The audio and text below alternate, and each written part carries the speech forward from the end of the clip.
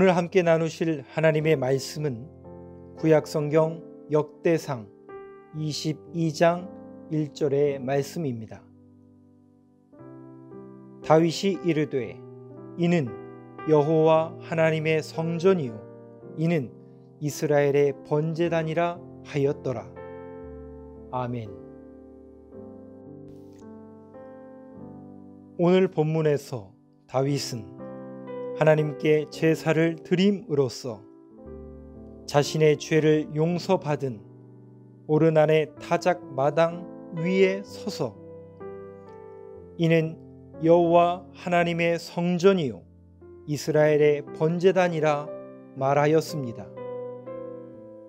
이는 하나님의 임재와 제사에 대한 응답을 경험한 다윗의 감격의 외침이었습니다.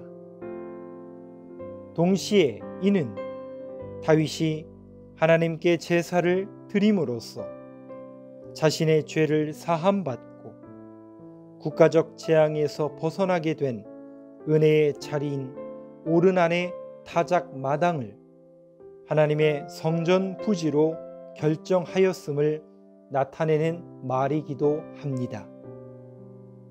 즉 다윗은 하나님이 자기와 이스라엘에게 베푸신 은혜를 잊지 않기 위해 그 은혜의 자리를 하나님의 성전 부지로 삼은 것입니다. 그리하여 훗날 이스라엘 백성들은 이곳에서 하나님의 전을 건축함으로써 영영이 하나님께서 자신들에게 내리신 은혜를 잊지 않고 감사하며 하나님께 영광 돌리는 삶을 살 수 있게 되었습니다.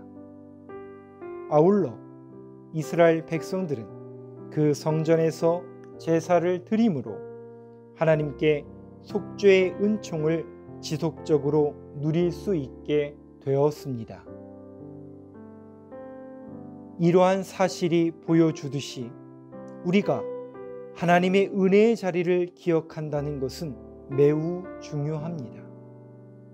즉, 은혜의 자리를 기억할 때 우리는 늘 감사하는 삶을 살 수 있으며 또 위기와 환난 속에서도 좌절하지 않고 소망을 바라볼 수 있는 것입니다.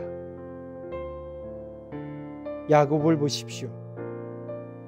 야곱은 형 에서의 낯을 피하여 밧단 아람으로 도망하던 중에 루스에서 하나님을 만나 축복과 보호를 약속받는 은혜를 경험합니다. 이러한 은혜를 입은 야곱은 그 은혜의 자리를 그냥 떠나버린 것이 아니라 그 자리를 잊지 않기 위해 자신이 베고 있던 돌로 기둥을 세우고 그곳을 벳엘 하나님의 집이라고 이름하였습니다. 이처럼 야곱이 하나님께 은혜를 입었던 벳엘을 기억하였기 때문에 그는 밧단 아람에 있는 삼촌의 집에 정착하지 않고 다시 하나님께서 베푸신 은혜의 자리로 21년 만에 돌아올 수 있었으며 또한 세겜에서 딸 디나가 강간을 당하고 아들들이 돌이킬 수 없는 큰 죄악을 저지르는 절망적인 상황에 빠졌을 때에도 좌절하지 않고 다시 돌이켜 하나님을 찾을 수가 있었던 것입니다. 사랑하는 성도 여러분, 오늘날 우리에게도 야곱처럼 다윗처럼 분명히 기억해야 할 은혜의 자리가 있습니다. 즉 하나님을 만났던 감격의 자리, 낙심되었던 우리들의 믿음이 다시 회복되었던 기쁨의 자리, 헤어날 수 없는 절망과 좌절 속에서 극적인 구원을 입었던 축복의 자리가 우리 모두에게 있을 것입니다. 우리는 결코 그 은혜의 자리를 잊지 말아야 합니다.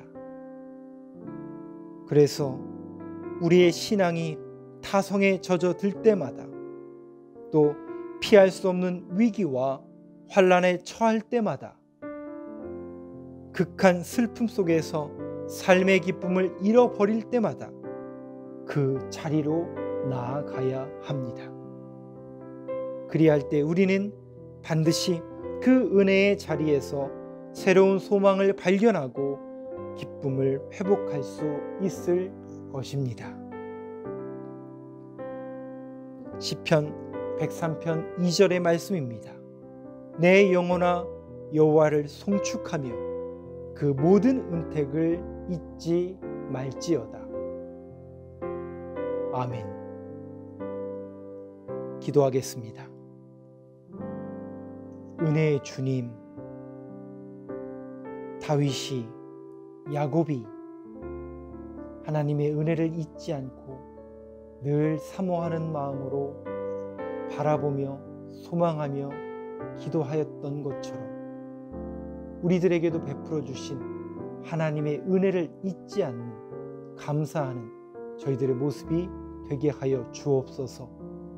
이 하루도 믿음의 주여 온전하게 하시는 이인 예수님 바라보며 소망 가운데 은혜의 자리로 나아가는 이 하루의 삶이 될 수 있도록 인도하여 주옵소서. 언제나 우리를 사랑하셔서 소망의 항구로 인도하여 주시는 우리 구주 예수님의 이름으로 기도합니다. 아멘.